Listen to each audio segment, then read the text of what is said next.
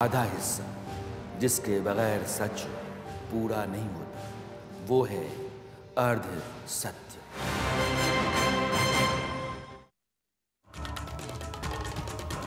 नमस्कार, मैं Rana Yashwant India news पर आपका स्वागत करता हूं और आप देख रहे हैं अर्ध सत्य। महादेव की नगरी मानी जाने वाली काशी में विश्वनाथ मंदिर के ठीक बगल में एक मस्जिद है जिसे ज्ञानवापी कहते हैं। अब उस ज्ञानवापी का सच एएसआई के सर्वे के जरिए सामने लाया जाएगा। हिंदुओं का दावा रहा है कि जहां ज्ञानवापी है वहां विश्वनाथ मंदिर हुआ करता था। मुगल सम्राट औरंगजेब ने 1669 में उसे तोड़ दिया और वहां मस्जिद बनवा दी। हिंदू पक्ष कहता रहा है कि वे चाहते हैं कि ज्ञानवापी का सच पता किया जाए, सामने लाया जाए। इसी के चलते वाराणसी कोर्ट में कई याचिकाएं दाखिल की गईं। उनमें से एक याचिका ज्ञानवापी परिसर में सर्वे कराने की है। 3 साल पुरानी इस अर्जी पर वाराणसी कोर्ट ने 21 जुलाई को सर्वे कराने का आदेश दिया, जिसका मुस्लिम पक्ष ने विरोध किया और इलाहाबाद हाई कोर्ट में चैलेंज किया। इलाहाबाद हाई कोर्ट ने 3 अगस्त को लोअर कोर्ट का फैसला बहाल रखा, यानी कि सर्वे कराया जाएगा एएसआई के जरिए। इलाहाबाद कोर्ट ने माना। जाहिर है मामला सुप्रीम कोर्ट में आना था, सो आया। सुप्रीम कोर्ट ने दोनों पक्षों को सुनने के बाद फैसला ये दिया है कि ज्ञानवापी में एएसआई सर्वे कराया जा सकता है। हाँ देखिए, बहुत इंपॉर्टेंट फैसला है सुप्रीम कोर्ट का। और जिस तरह से हम बराबर कहते आ रहे हैं कि ऑर्डर 26 रूल 10A में व्यवस्था है कि साइंटिफिक इन्वेस्टिगेशन होना चाहिए और साइंटिफिक इन्वेस्टिगेशन से बहुत सारी चीज़ें उभर के सामने आएंगी। आज वही बात सुप्रीम कोर्ट ने भी कही है, साइंटिफिक इन्वेस्टिगेशन बहुत ज़रूरी है। साइंटिफिक इन्वेस्टिगेशन से बहुत सारी चीज़ें निकल के आएंगी और ये case places of worship act और वफ एक्ट से बाधित नहीं है। सुप्रीम कोर्ट बार बार ये कह रहा था कि सर्वे से आपत्ति क्यों है। बार बार सुप्रीम कोर्ट ने इसी बात पे कहा कि सर्वे हो जाने दीजिए, दिक्कत कहाँ है सर्वे में। देखिए, मैं भी यही बात बराबर कह रहा था कि सर्वे में आपका जो मुस्लिम साइड का मेन एप्रीहेंशन था कि वहाँ पे खुदाई की जाएगी, वो ऑलरेडी टेकन केयर किया जा चुका था हाई कोर्ट में। और हाई कोर्ट में केंद्र सरकार ने, एएसआई ने यही कहा था कि वहाँ पे खुदाई नहीं की जाएगी। एएसआई का एफिडेविट भी है। उसके बाद भी उस ऑर्डर को यहाँ चैलेंज करना और बोलना कि नहीं वहाँ पे खुदाई की जाएगी, मुझे लगता है कि एक उसको भी आज सुप्रीम कोर्ट ने टेक केयर किया और सुप्रीम कोर्ट ने कहा वहाँ पे कोई खुदाई नहीं की जाएगी और एएसआई के एफिडेविट। हालांकि मुस्लिम पक्ष ये चाहता था कि सर्वे की रिपोर्ट सार्वजनिक ना हो, सील बंद चाहते थे, लेकिन कोर्ट में उसमें भी दखल देने से मना कर दिया। हाँ देखिए, सील बंद रिपोर्ट इसलिए नहीं हो सकती क्योंकि ये जो रिपोर्ट आएगी ये ऑर्डर 26 रूल 10A का पार्ट बनती है। उसके बाद उसमें फर्दर क्रॉस एग्जामिनेशन हो सकता है, सारी चीजें हो सकती तो विष्णु, कल आप बनारस जा रहे हैं? बिल्कुल जा रहे। मोटी बात यह है कि ज्ञानवापी में आर्कियोलॉजिकल सर्वे ऑफ इंडिया का काम चलता रहेगा। जो सच है उसको सामने लाने की कोशिश चलती रहेगी। सुप्रीम कोर्ट में मुस्लिम पक्ष लगातार इस बात की कोशिश करता रहा, दलीलें देता रहा कि किसी भी तरह से वहां सर्वे को रोका जाए, लेकिन 3 जजों की बेंच जो सुनवाई कर रही थी उसको सर्वे नहीं कराने का कोई कारण समझ नहीं आया। पहले आप ये जान लें कि वे 3 जज जो सुनवाई कर रहे थे वे कौन थे। वे थे chief justice DY Chandrachud, justice JB Pardiwala और जस्टिस मनोज कुमार मिश्रा। ज्ञानवापी की तरफ से केस लड़ रही अंजुमन इंतजामिया मस्जिद कमेटी के वकील हुजैफा अहमदी ने अपनी तरफ से कोशिश बहुत की। उन्होंने कहा कि अगर कोई तरीका है कि बिना नुकसान पहुंचाए भी सर्वे हो सकता है तो भी यह सर्वे नहीं होना चाहिए। फिर कोर्ट ने पूछा कि भाई होना क्यों नहीं चाहिए, ये तो बताइए। बस नहीं होना चाहिए कहने से काम नहीं चलेगा। तो अहमदी ने कहा कि क्या किसी भी याचिका पर सर्वे कराया जा सकता है। इस पर चीफ जस्टिस चंद्रचूड़ ने उन्हें फौरन रोका और कहा कि आप जिस बात को निराधार कह रहे हैं वह दूसरे पक्ष के लिए आस्था हो सकती है। आप समझिए, एक पक्ष अगर कुछ कहता है तो दूसरा पक्ष जरूरी नहीं कि वो मान ले। उसकी अपनी आस्था है, लिहाजा उसके अपने सवाल हैं। उन्हीं सवालों के चलते कोर्ट में सुनवाई है। आखिर हम इस पर टिप्पणी क्यों करें, ये कोर्ट ने कहा। इंतजामिया मस्जिद कमेटी ने फिर पूछा कि आखिर सर्वे कराने की ज़रूरत ही क्यों है। तो सुनवाई कर रही बेंच ने कहा कि आप ये बताइए कि कोई अगर कुछ जानना चाहता है तो वह जानने में परेशानी क्या है। यहाँ मैं आपको हिंदू पक्ष की जो वकील हैं माधवी दीवान, उनको लाना ज़रूरी समझता हूँ। ये जब बहस चल रही थी, दलील चल रही थी दोनों तरफ से, तो माधवी दीवान ने कहा कि एक तरफ तो मस्जिद पक्ष ज्ञानवापी परिसर में देवी देवताओं की मौजूदगी के बारे में दावे को कल्पना बताता है कि महज कल्पना है, ख्याल है इनका कि यहाँ देवी देवता होंगे, और दूसरी तरफ सर्वे कराने का विरोध भी करता है। आखिर दोनों बातें एक साथ कैसे हो सकती हैं? अगर हमारी बातें कल्पना हैं, माधु दीवान कह रही थी, तो सच सामने आने देने से इन्हें क्या समस्या है? ज्ञानवापी की तरफ से दलील रखते हुए हुजैफा अहमदी ने कहा कि इस तरह का सर्वे करवाना पुराने जख्म को कुरेदने जैसा होगा। ये लोग इतिहास को खंगालना चाहते हैं, और ऐसा 1991 का जो प्लेसेस ऑफ वर्शिप एक्ट है उसके तहत भी ठीक नहीं है। कोर्ट ने कहा कि आपको ऐसा क्यों लग रहा है? आप इतने आशंकित क्यों हैं कि बोतल से जिन्न बाहर निकल जाए? जहां तक 1991 प्लेसेस ऑफ वर्शिप एक्ट का मामला है, तो यह दलील आप निचली अदालत में जाकर दे सकते हैं। अभी इसके आधार पर तथ्यों के जांच के आदेश पर रोक नहीं लगाई जा सकती। अगर वहां कुछ जांच होना है, कोई जानकारी लेनी है, कुछ चीज़ें किसी का दावा है, उसका एक वैज्ञानिक तरीका निकला है कि बिना कुरेदे, बिना खुदाई किए, बिना तोड़फोड़ किए वो जाना जा सकता है, तो जानना चाहिए। खुदाई होगी, तोड़फोड़ होगी, तो बात एएसआई ने इलाहाबाद हाई कोर्ट में साफ कर दी थी कि ऐसा नहीं होगा।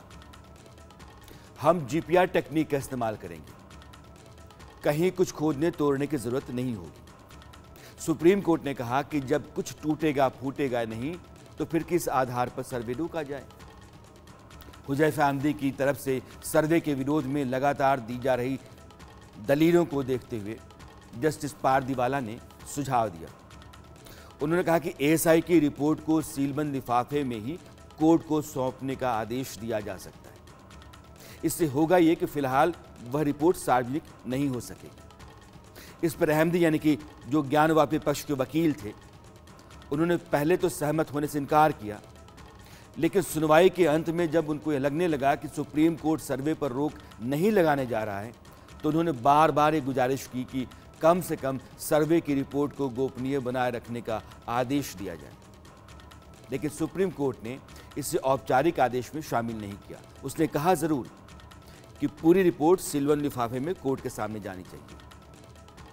अब आप दोनों पक्षों को सुन चुके। कुल मिलाकर एक लाइन की बात है, वो ये है कि इलाहाबाद हाई कोर्ट का जो 3 अगस्त का फैसला था, 4 अगस्त के में ज्ञानवापी के परिसर में सर्वे चल रहा है, उस फैसले के आधार पर वह चलता रहेगा असाइनमेंट पूरा होने तक। अब सवाल ये है कि बिना खुदाई किए, बिना तोड़ फोड़ किए किस तरीके से एएसआई यह पता लगाएगी कि ज्ञानवापी की दीवारों के पीछे और नींव के नीचे क्या दबा है, और दबा है तो क्या है। अगर इसके लिए जीपीआर टेक्निक का इस्तेमाल किया जाता है, या एएसआई कह रहा है, तो फिर यह टेक्निक क्या है, यह टेक्नोलॉजी क्या है? जीपीआर का मतलब होता है ग्राउंड पेनिट्रेशन या पेनिट्रेटिंग रडार। तो ग्राउंड पेनिट्रेटिंग रडार टेक्निक को आप जीपीआर कहते हैं। मतलब यह है कि वैसी मशीन जो जमीन के नीचे या दीवार के पीछे क्या है यह सब पता कर लेगी। आप यूं समझ लीजिए कि जैसे कि एमआरआई मशीन होती है। आदमी जब मशीन के भीतर जाता है तो कहीं से उसको किसी ने छुआ नहीं होता है, न हाथ न पैर। जैसे डॉक्टर आपका फिजिकल इन्वेस्टिगेशन करता है, वैसा इन्वेस्टिगेशन उसमें नहीं होता है। रेज चलती और उन रेज के जरिए यह डायग्नोज करके बता दिया जाता है कि आपके शरीर के भीतर क्या गड़बड़ी है। जीपीआर से भी इलेक्ट्रोमैग्नेटिक वेव्स निकलती हैं, वह दीवार के अंदर या ज़मीन के नीचे जाती हैं और वहाँ से जो आवाज़ आती है, लौटती है और फ्रिक्वेंसी मिलती है, उसको एनालाइज करके, उसका विश्लेषण करके जो रिपोर्ट तैयार की जाती है उसको जीपीआर रिपोर्ट कहते हैं। सर्वे यह जो लेटेस्ट टेक्निक है, इसका फ़ायदा यह है कि बिना खुदाई किए ज़मीन से 15 मीटर नीचे तक सारी जानकारी आसानी से हासिल की जा सकती है। काशी जैसे बहुत पुराने शहर में यह बहुत ज़रूरी है कि खुदाई नहीं करनी पड़े, और करनी भी पड़े तो पता हो कि नीचे क्या है, ताकि पुरानी सभ्यता या अवशेष हों तो उनका ध्यान रखा जा सके।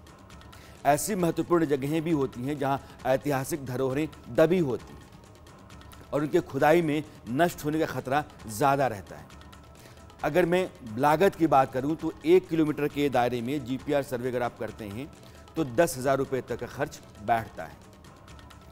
मज़ेदार बात यह है कि 2017 में बनारस में ही इस तकनीक का जो अंडरग्राउंड मेट्रो है उसकी खातिर उसके सर्वे के लिए इस्तेमाल किया गया और यह देश में पहली बार था।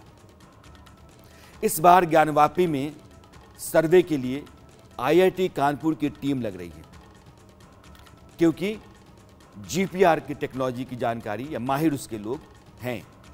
आईआईटी कानपुर के प्रोफेसर हैं जावेद एन मलिक और जीपीआर सर्वे में उनको माहिर माना जाता है। उन्हीं की अगुवाई में एएसआई और आईआईटी कानपुर की टीम ज्ञानवापी के कैंपस में जीपीआर टेक्निक के जरिए सर्वे करेगी। ये सर्वे की स्थिति है। अब मेरे साथ 2 मेहमान हैं। आगे बढ़ने से पहले मैं इन दोनों मेहमानों से यह जानकारी इकट्ठा करना चाहता हूं कि अभी तक जो सुप्रीम कोर्ट ने कहा एएसआई वहां जो सर्वे करेगा उसके जरिए जो चीज़ें आएंगी उनका आज की तारीख में जो आज का संदर्भ है उस लिहाज से क्या महत्व होगा। अतुल नारायण सिंह जी हैं, असिस्टेंट प्रोफेसर हैं आप इलाहाबाद विश्वविद्यालय में, और वरुण सिन्हा आप सीनियर एडवोकेट हैं। प्रोफेसर साहब, ये जो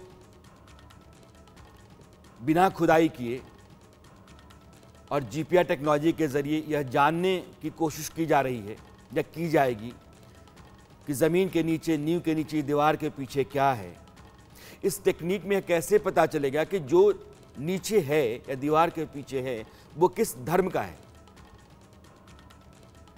जी देखिए, जीपीआर सर्वे जो है वो एक जियोफिजिकल मेथड है। साइंस के थ्रू हम ये एक ऐसी रेडियो वेव्स हैं, हाई फ्रिक्वेंसी रेडियो वेव्स हैं, जिसे हम जब पेनिट्रेट करते हैं उस रडार के थ्रू तो वो वेव जाती हैं जमीन के नीचे और जो भी नीचे ऑब्स्टिकल आएगा वहां से वो उसको टकराएंगी। उसके बाद फिर वो जब वापस आकर के हमारे फ्रिक्वेंसी से फिर से मैच करती हैं तो हम उसको एनालिसिस करते हैं और उसी एनालिसिस के माध्यम से हम यह पता लगाते हैं कि नीचे जो ऑब्स्टिकल है कुछ है कि नहीं है, कोई संरचना है, वो संरचना किस तरीके की है, कितने नीचे है, कोई मेटल है या क्या है। ये एक साइंटिफिक मेथड है पूरी तरीके से। आपने कहा कि किस धर्म का है, ये कैसे पता लगेगा? बिल्कुल भी नहीं पता लगेगा इस चीज से कि वह किस धर्म का है।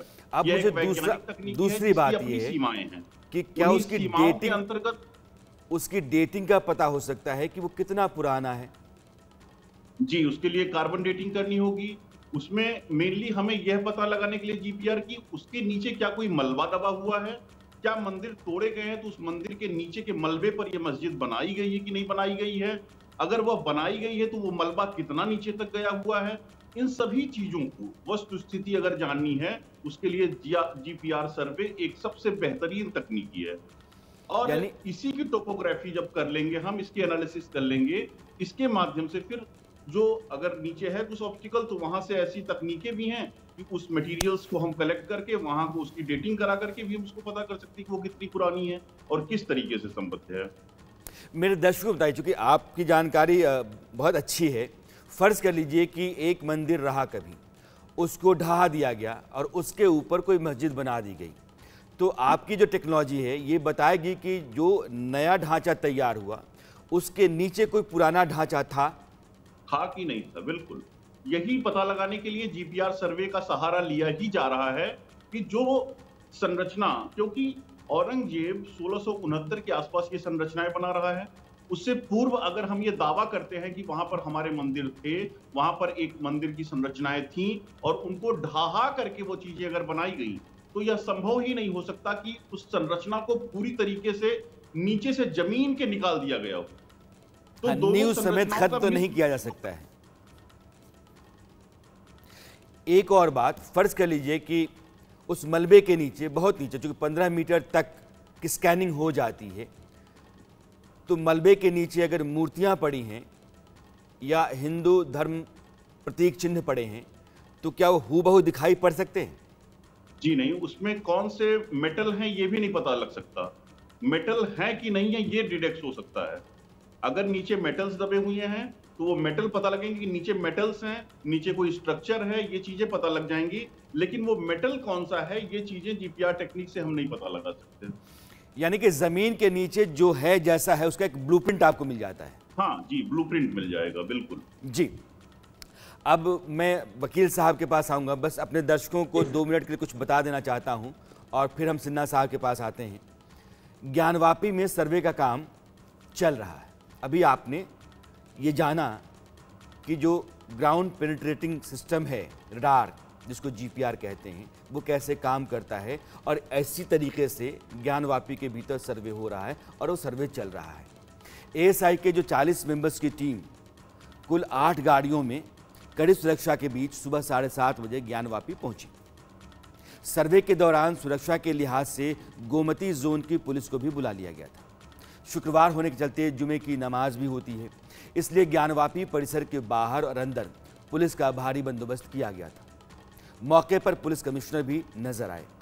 5 घंटे के काम के बाद दोपहर 12 बजे जुमे की नमाज के लिए एएसआई की टीम ने ज्ञानवापी के परिसर को खाली किया ताकि जो नमाजी हैं वो अंदर आएं और वो नमाज करें। दोपहर 2:30 बजे, यूँ कहिए कि 2-2:30 के बीच में एएसआई की टीम ने फिर से अपना काम शुरू कर दिया। इस बीच ज्ञानवापी के सर्वे के लिए एएसआई ने अदालत से 4 हफ्ते का समय मांगा। अब क्यों? वो इसलिए कि वाराणसी की जो जिला कोर्ट है उसने 21 जुलाई को जब सर्वे करने का आदेश दिया था तो साथ साथ उसने यह भी कहा था कि 4 अगस्त को आप रिपोर्ट सौंप देंगे। 4 अगस्त को रिपोर्ट सौंप ही नहीं सकती। इस दौरान सुप्रीम कोर्ट से 2 दिनों की रोक भी लगी। फिर इलाहाबाद हाई कोर्ट में मामला गया। इलाहाबाद हाई कोर्ट की सुनवाई के चलते भी सर्वे नहीं हो सका।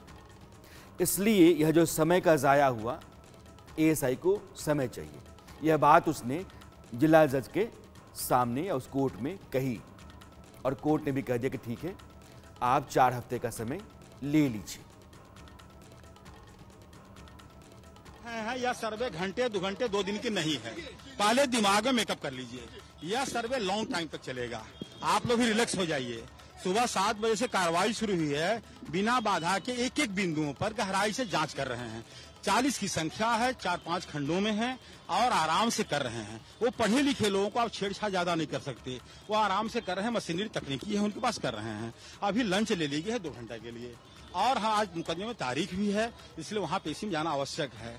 और आप लोग भी रिलैक्स हो जाइए। साधारण सर्वे जैसा नहीं है, जैसा मुझे प्रतीत होता है, जैसा उन्होंने बताया।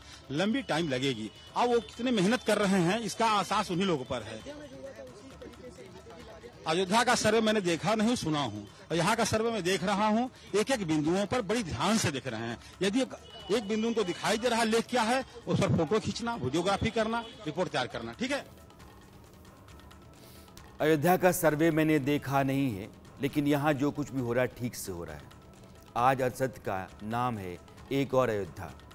इसका कारण ये है कि अयोध्या में जब एएसआई ने खुदाई की, उसके बाद जो अवशेष मिले या फिर नीचे ढांचा मिला और माना गया कि यहाँ बहुत कोई पहले स्ट्रक्चर रहा था जिसके ऊपर एक नया ढांचा खड़ा किया गया, उसमें जो प्रमाण मिले उन प्रमाणों ने भी इस बात में बहुत मदद की कि मंदिर के हक में फैसला दिया जाए।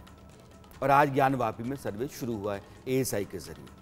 अब जो सामने सबूत, साक्ष्य, प्रमाण आएंगे वो इस मामले को अदालत में आगे बढ़ाएंगे और बहुत हद तक यह मामला अयोध्या के रास्ते जा सकता है।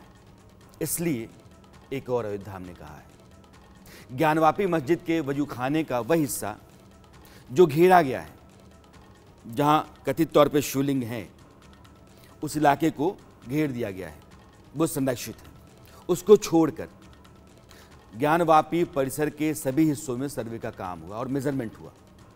हमें बताया यह गया है कि तहखाने में सर्वे इसलिए नहीं हो पाया क्योंकि मुस्लिम पक्ष ने ताला नहीं खोला और चाबी नहीं दी। पहले दिन के सर्वे में पश्चिमी दीवार की फोटोग्राफी की गई और वीडियोग्राफी भी हुई और जीपीआर टेक्नोलॉजी का इस्तेमाल किया गया। शनिवार से सर्वे का काम आगे बढ़ेगा। अब मैं सिन्हा साहब के पास आना चाहता हूं, चूंकि आप जाने माने वकील हैं। यहाँ एक पेच है, पेच ये है कि 1991 में इस देश में एक आदेश आया सुप्रीम कोर्ट का, और वह आदेश कहता है कि 15 अगस्त 1947 यानी कि देश जिस रोज़ आज़ाद हुआ, उस दिन जिस भी धार्मिक स्थल की जो स्थिति थी, उसका जो नेचर था, उसका जो कैरेक्टर था, उसमें कभी भी आगे बदलाव नहीं होगा। बावजूद इसके कि मान लिया जाए, इस बात के प्रमाण मिल जाएं कि यहाँ पहले कोई दूसरा धर्मस्थल था, फिर भी जो आज की तारीख में धर्मस्थल है उसकी हैसियत नहीं बदल सकती है। अब सवाल ये है कि जब ज्ञानवापी में सर्वे शुरू हुआ है और कुछ साक्ष्य प्रमाण ऐसे आते हैं जो अयोध्या की तरह होते हैं या मंदिर होने का प्रमाण देते हैं, तो क्या यह जो फैसला है इसके आधार पर इस ढांचे की या ज्ञानवापी की मस्जिद के हक में या मंदिर के हक में कोई नई व्याख्या की जा सकती है, मंदिर के हक में खास करके? देखिए, मैं एक चीज पहले स्पष्ट कर दूं कि जो 1991 में वो वर्शिप एक्ट आया, पब्लिक प्लेसेज वर्शिप एक्ट 1991, वो पार्लियामेंट के द्वारा बनाया गया कानून। जी जी, शायद मैं सुप्रीम कोर्ट का। जी, तब केंद्र में श्री नरसिम्हा राव के नेतृत्व में कांग्रेस की सरकार, और आपको याद होगा कि 1992 में जब अयोध्या में विवादित ढांचा को तोड़ा गया जी, उसके बाद हिंदुओं के धर्म स्थानों पर किसी तरह से जो मुस्लिम पहले से कब्जा किए बैठे हुए हैं या जो मुस्लिम समाज मस्जिद बना करके बैठा हुआ है या उसको किसी भी तरह से अतिक्रमण करके अपने कब्जे में रखा हुआ है, उस पर हिंदू पक्ष किसी तरह से कोई क्लेम अपना नहीं ठोके, यहाँ तक कि न्यायालय में जाकर के कोई याचिका दाखिल नहीं कर सके, उस मुतालिक यह कानून 1991 में लाया गया। उस कानून की धारा 4 में जो सेक्शन 4 है, उसमें स्पष्ट रूप से लिखा हुआ है कि 15 अगस्त 1947 के पहले या उस दिन अगर किसी भी धर्म का कन्वर्जन पहले से दूसरे धर्म के द्वारा कर लिया गया है तो कोई धर्म के लोग या कोई व्यक्ति उस पर अपना दावा किसी अदालत के समक्ष नहीं कर सकता है। यह कानून 1991 में लाया गया। अब जहां तक सवाल है ज्ञानवापी परिसर का, तो ज्ञानवापी परिसर में माता श्रृंगार गौरी की प्रतिमा और मंदिर आज भी उपलब्ध है। जब यह कानून आया, यानी कि 1947 के पहले से हिंदू समाज के लोग वहां पूजा अर्चना करते चले आ रहे थे। 1947 के बाद भी पूजा अर्चना करते चले आ रहे थे, लेकिन जब 1991 में एक कानून आया तो 1993 में जब राज्य में मुलायम सिंह जी की सरकार थी, उन्होंने उस परिसर में हिंदुओं के पूजा अर्चना पर पूर्णतः बैन लगा जी, और यह कहा कि आप प्रतिदिन यहाँ पूजा नहीं कर सकते, बल्कि साल में एक बार यानी नवरात्रि के समय आप यहाँ से पूजा कर सकते हैं। उसके बाद शेष जो दिनों में वर्ष में आप पूजा नहीं कर सकते। इन्हीं सारी बातों को लेकर के जो हम लोगों ने सूट फाइल किया जिला जज वाराणसी की अदालत में, वो यही था कि हम 1993 तक पूजा अर्चना करते चले आ रहे थे। तो अब जो आपका जो प्रश्न है कि 1991 का पब्लिक प्लेसेज वर्शिप एक्ट का जो प्रावधान है वह इस मंदिर पर लागू होगा या नहीं, इन्हीं सारी बातों को लेकर के आपको याद होगा कि माननीय सर्वोच्च न्यायालय ने मुस्लिम पक्ष को कहा कि आप अब उस सूट को खारिज करने की आपका जो एप्लीकेशन उस पर सुनवाई करेगा वाराणसी जिला जज।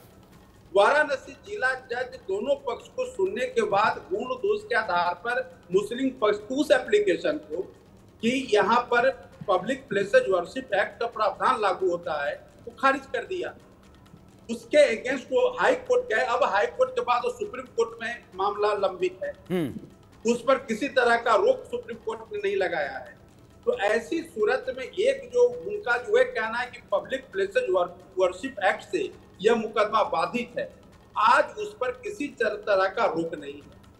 इसी क्रम को आगे बढ़ाते हुए जिला जज ने कहा कि जब मुझको गुण दोष के आधार पर अंतिम फैसला देना है कि यह जो मंदिर है या मस्जिद है, यहाँ पर पूजा अर्चना हिंदुओं के द्वारा हो रहा था नहीं हो रहा था, इन सारी बातों का ट्रायल होना बाकी है और ट्रायल के बाद उनका अंतिम फैसला आएगा। उसी ट्रायल की प्रक्रिया को बढ़ाने के लिए एएसआई का जो रिपोर्ट मांगा गया है अदालत के द्वारा, कि इस एएसआई की रिपोर्ट से यह साबित होगा कि जैसा कि आपने बिल्कुल सही कहा और प्रोफेसर साहब ने भी कहा कि वहां जो भग्नावशेष बचे हुए हैं, वहां जो मूर्तियां ज्ञानवापी परिसर में है, उन मूर्तियों का उम्र क्या है, वो मूर्तियां कितनी पुरानी हैं, वो कितने वर्षों से वहां मौजूद है, कितने सदियों से वहां मौजूद है, इन सारी बातों का आकलन जो भी साइंटिफिक मेथड है उसके माध्यम से एएसआई रिपोर्ट देगी।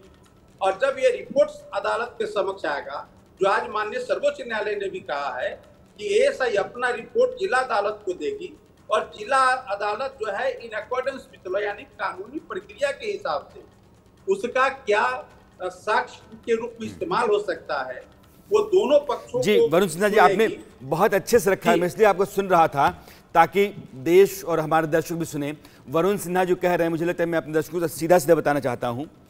एक कानून है जो देश की संसद ने बनाया 1991 में कि जिस दिन देश आज़ाद हुआ उस दिन जिस भी धर्मस्थल की जो भी स्थिति रही है, चाहे मंदिर है, मस्जिद है, गुरुद्वारा है, वो जैसा है वैसा ही रहेगा उसके बाद।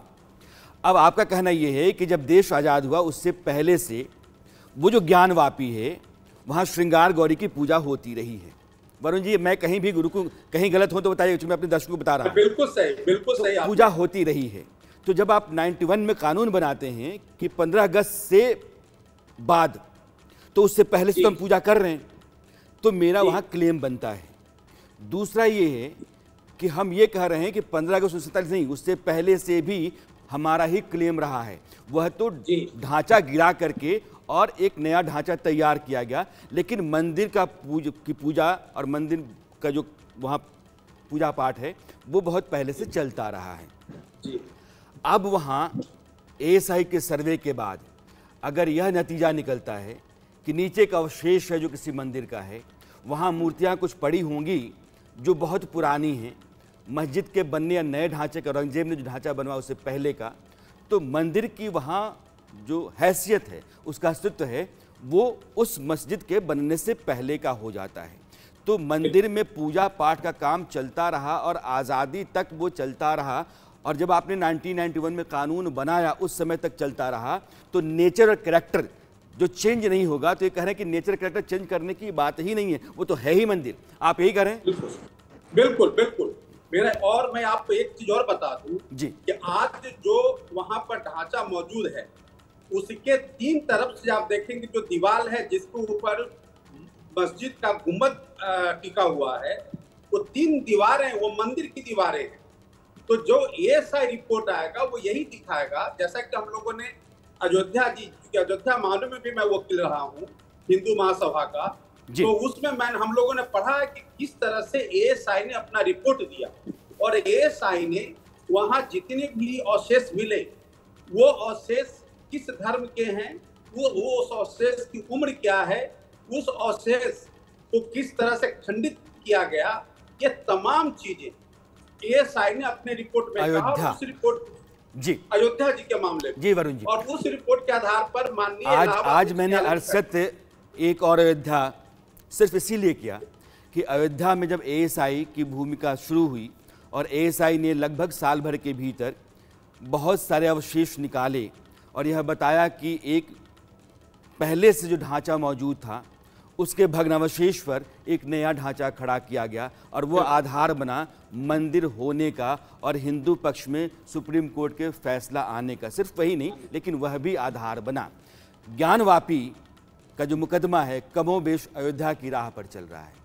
इसलिए अब जो सर्वे चल रहा है और सर्वे की जो फाइंडिंग्स होंगी, उस फाइंडिंग्स के आधार पर अदालत में जो लड़ाई चलेगी दोनों पक्षों की तरफ से, वो किसी न किसी नतीजे तक पहुंचेगी। बहुत संभव है कि एक नतीजा अयोध्या जैसा फिर हो, इसलिए हमने कहा एक और अयोध्या। अरसत में आज इतना ही। मेरी मुलाकात आपसे कल फिर होती है, तब तक दीजिए विदा। नमस्कार। वो आधा हिस्सा जिसके बगैर सच पूरा नहीं होता, वो है अर्ध सत्य।